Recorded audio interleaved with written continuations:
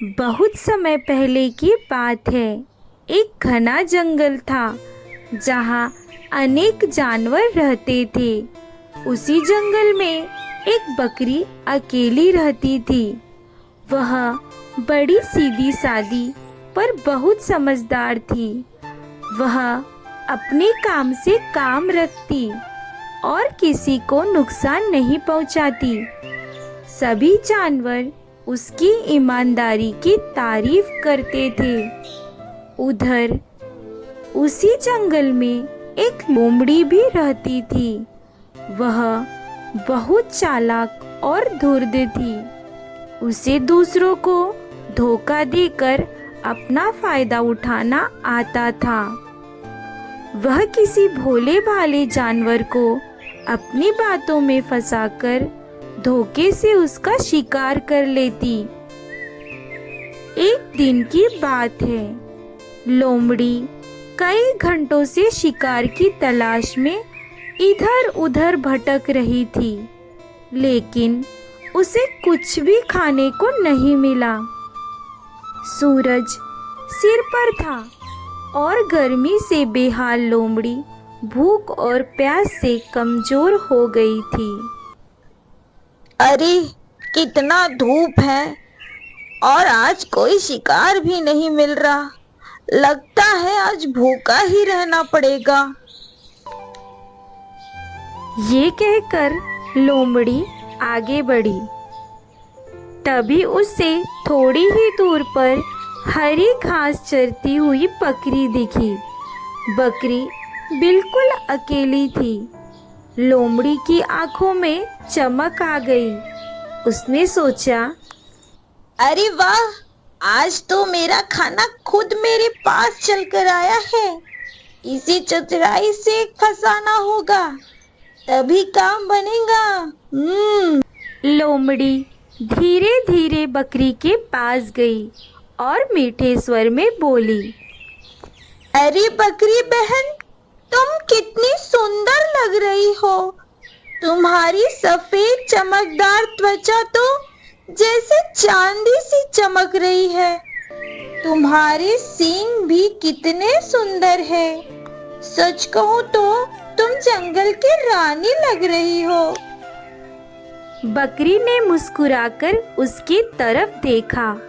वह जानती थी कि लोमड़ी चालाक जानवर है और ऐसे मीठे बोल अक्सर किसी स्वार्थ के लिए बोले जाते हैं। बकरी ने शांति से जवाब दिया, धन्यवाद बहन, पर बताओ इतनी गर्मी में तुम यहाँ कैसे आ गई? लोमड़ी ने थोड़ी बनावट के साथ कहा, अरे मैं तो बस यूं ही टहल रही थी।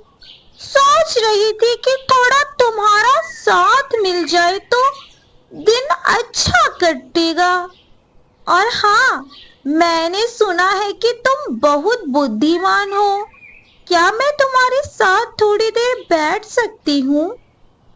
बकरी समझ गई कि लोमड़ी कोई योजना बना रही है। उसने सोचा कि अगर डर गई तो लोमड़ी की ताकत मिल जाएगी, लेकिन अगर धैर्य और समझदारी से काम लिया तो वह खुद को सुरक्षित रख सकती है।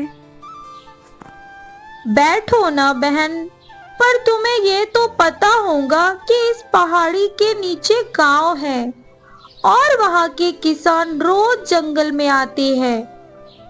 वो जानवरों की सुरक्षा के लिए गश्त लगाते हैं। अभी तो एक किसान यहीं पास में घास काट रहा है। लोमड़ी थोड़ा घबरा गई।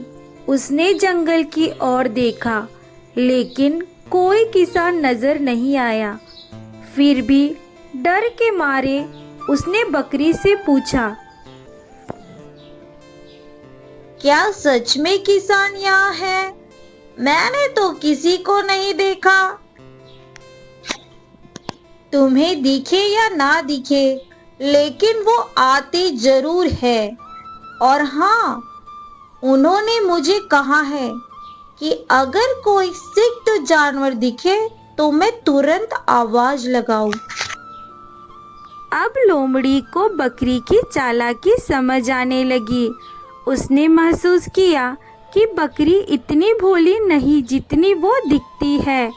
अगर उसने कोई जोर जबरदस्ती की तो सचमुच मुश्किल में फंस सकती है।